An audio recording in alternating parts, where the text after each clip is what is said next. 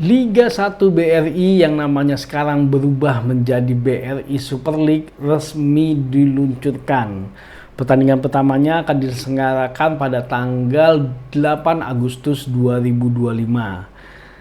Di kompetisi kali ini banyak perubahan yang terjadi yang harapannya itu bisa memberi improvement kepada sepak bola kita dan tentunya peringkat liga kita di Asia yang sekarang kalau nggak salah peringkat kita di angka 25. Ya, beberapa regulasi juga sudah diluncurkan, salah satunya adalah pemain asing yang kemarin sempat kontroversial, terus juga pemain U23 yang diharuskan bermain minimal 45 menit, dan juga tentunya terkait dengan regulasi di mana tiap tim ataupun klub harus mempunyai 5 nama pemain U23. Dan ini menurut gua sesuatu hal yang bagus sekali karena untuk pengembangan usia dini kita itu sangat berpengaruh sekali karena mereka yang perlu adalah butuhnya jam terbang.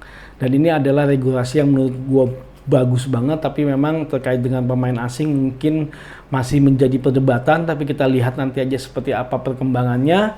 Dan harapannya kita tentunya liga kita bisa memberikan stok pemain buat tim nasional kita dan tentunya liga kita mampu bersaing di kancah Asia. Nah, balik lagi dengan musim yang lalu dibandingkan dengan musim yang sekarang. Musim lalu udah lihat perubahan besar terkait dengan masalah jadwal. Yang gue lihat pun perubahan jadwal itu jarang terjadi sekali. Yang terjadi pun juga karena adanya perubahan jadwal di kompetisi Asia, makanya mau nggak mau di lokal kita harus ada perubahan jadwal. Dan itu seingat gua hanya sedikit sekali pertandingan yang berubah jadwal. Dan ini merupakan sesuatu yang bagus kalau menurut gua, sesuatu yang baik untuk membuat industri sepak bola kita makin berkembang. Karena yang namanya industri itu butuh namanya kepastian terkait dengan jadwal, apalagi terutama buat sponsorship, pengamanan, dan lain-lain, karena itu akan sangat berpengaruh terhadap keseluruhan dari yang kompetisi kita berjalan dari awal maupun sampai akhir. Ya, kemarin perubahannya sangat sedikit, yang mudah-mudahan di musim ini bila perlu tidak ada perubahan sama sekali sehingga semakin jelas kompetisi kita, karena udah ditetapkan juga sebenarnya kompetisi kita itu periodenya dari Agustus sampai dengan bulan Mei. Jadi minimal sponsorship itu udah bisa paham kapan mereka harus ngeluarin budget, kapan mereka melakukan kampanye, itu sudah ada plan-plan semua. Karena kalau tidak jelas waktunya, itu akan merusak semuanya. Dan itu merupakan suatu hal yang bagus yang kita harapkan di musim ini pun juga bisa berlangsung seperti musim kemarin, bahkan mungkin lebih baik tanpa adanya perubahan sama sekali. Nah, memang kompetisi kita baru yang namanya adanya liga, belum ada piala.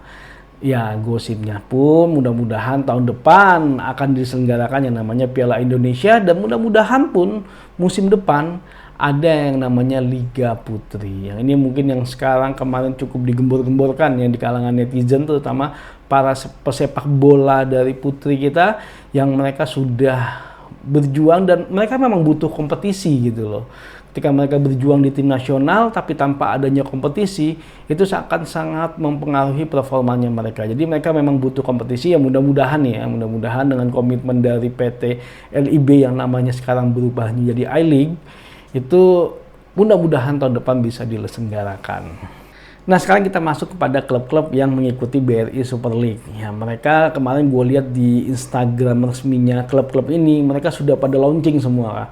Jersey barunya mereka, udah launching squad-squadnya mereka, dan sepertinya mereka sudah melakukan persiapan yang cukup matang, sudah melakukan pertandingan persahabatan dengan klub-klub yang lain, bahkan sempat ada pertandingan persahabatan dengan klub dari luar.